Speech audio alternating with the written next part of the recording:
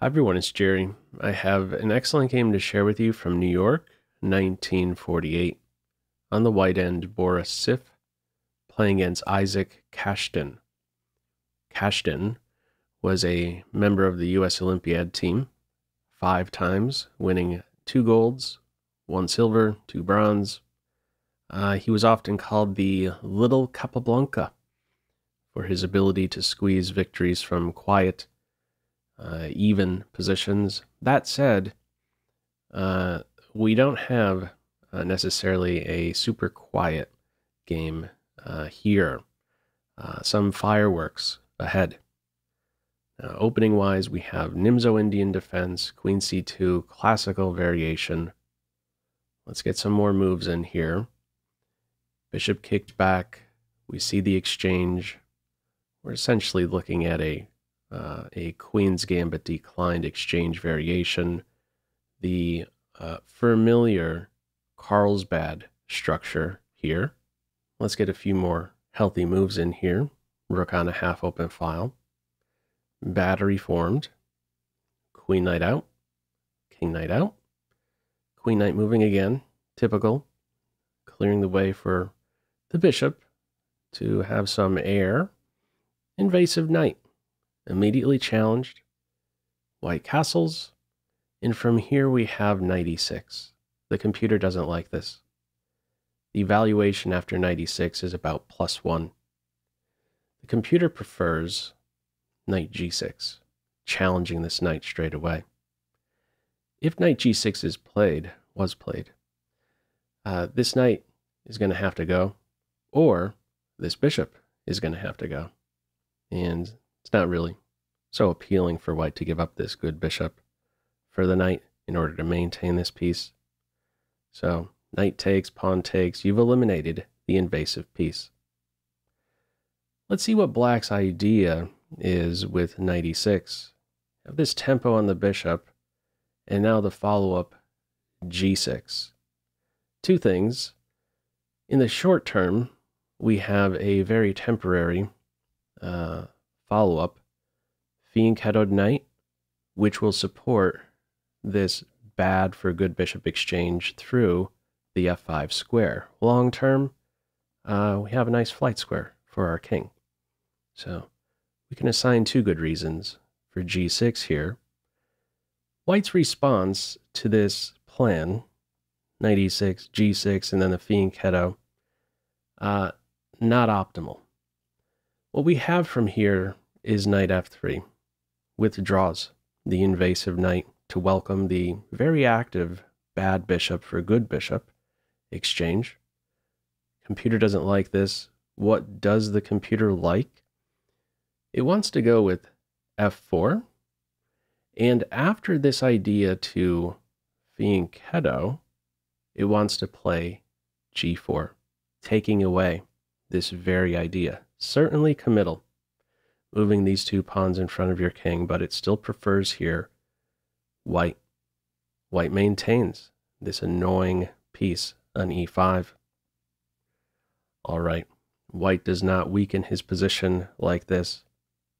After g6, it's knight f3, knight g7, dark square bishop exchange, follow up bishop f5, knight d2, rook e7, b4, minority attack coming up, b5 break, trying to create a target for the white pieces on the queen side. Very common idea. Black doubles up, rook on a to b1. And let me just pause for a moment and ask you not what move you would necessarily play here, but is there anything that maybe just sticks out to you about this position? Feel free to pause the video and observe. Okay, what grabs my attention here, there's of course many things you can be drawn to. What grabs my attention is this overcommitment of the white pieces on in the game. They're all on the queen side. And compare that with nearly every black piece. Almost all black pieces are on the king's side. Queen has some influence on the king's side, to be sure. White is off balance, and this sparks a sacrifice idea by black. He continues, not with the light square bishop exchange. He goes with bishop takes h3. Pawn takes bishop, and now rook takes e3. You see this one coming? Very sharp continuation. White is now in an only move situation, and he finds that move, plays bishop f1. If pawn takes rook, there would follow queen g3 check. And one sample line might look something like this. Pick your favorite square with the king. Next up, knight g4. That's going to hurt.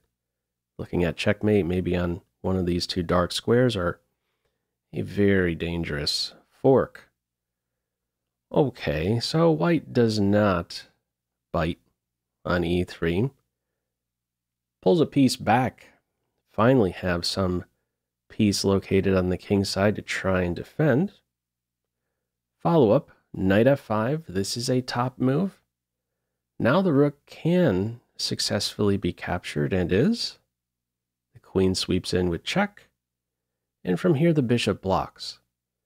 Now the computer says better is to move the king, reads 0 after bishop g2. It's still holdable for white. Evaluation around minus 0.7. The idea here, well, after the bishop goes to g2, this pawn can be collected with check. Okay, in this game we have bishop to g2. Now, what might be appealing here at first glance by black is knight captures pawn. We have queen captures pawn check. That is the correct way. If knight captures pawn, first of all, why is this appealing? Well, you're hitting the queen and threatening mate, but white would have more than one way to defend this here simplest and best. Knight f1. Queen's eyes open up to defend the mate in one. The queen is under fire, and this is defending. There's a fork. You're going to get a knight exchange. Knight takes queen is there. So we don't have knight takes pawn. It's queen captures pawn check. King h1. Knight g3 check. King h2. Only move. Follow up queen f4. This too an only move to keep the pressure. And let me throw this one to you as a pop quiz. You're going to have to put your defensive caps on for this one. How would you try to defend this position as white? Feel free to pause the video. Okay, the computer points out knight f1 or knight d to e4 is the only way to try and defend. In both cases, this queen's eye is opening up to provide some lateral support on the second rank. It turns out to be important, a key queen f2 move in some cases. Very difficult, I gotta say, to play both moves, because in both cases, the knight can be captured and there would be a discovered check. Or if the knight is on f1, it would be a double check. So this one here, it says that this is one of the best ways to play. Knight f1, knight d to e4. With this particular line I have mapped out, it says best from here is knight to d2. Black still has some edge there. All right, white does not find these defensive moves. He goes with knight f3. Another pop quiz. How would you continue here? Feel free to pause the video. Okay, top move, rook e2. Now what? Big problem for white. Best here, computer notes, play king to g1. Okay, king g1, your queen is going to fall. Certainly not appealing. What is white's play in this game? We have knight captures rook, knight captures knight discovered check, king h1 only move, and now the other knight circles in. This square, seriously, weakened all black pieces, king in on g3. From here, we have queen d2. What would happen if queen captures knight? Knight g3, check, the king goes to a dark square, and then there's a follow-up, knight captures queen with check, one way or the other, wherever the king is. And then from there, knight captures rook, queen supporting that square. In this game, we have queen d2, final pop quiz. How would you continue? Feel free to pause the video. All right, certainly an aesthetic finish to this one. We have a checkmate in 4. Did you spot this continuation? We have knight h to g3 with check, king h2 only move, knight f1, double check, king h1, only move. You could take the queen and be winning, but black goes right for the king. Queen h2 check, knight captures queen, and knight f to g3 for mate. What a pretty finish.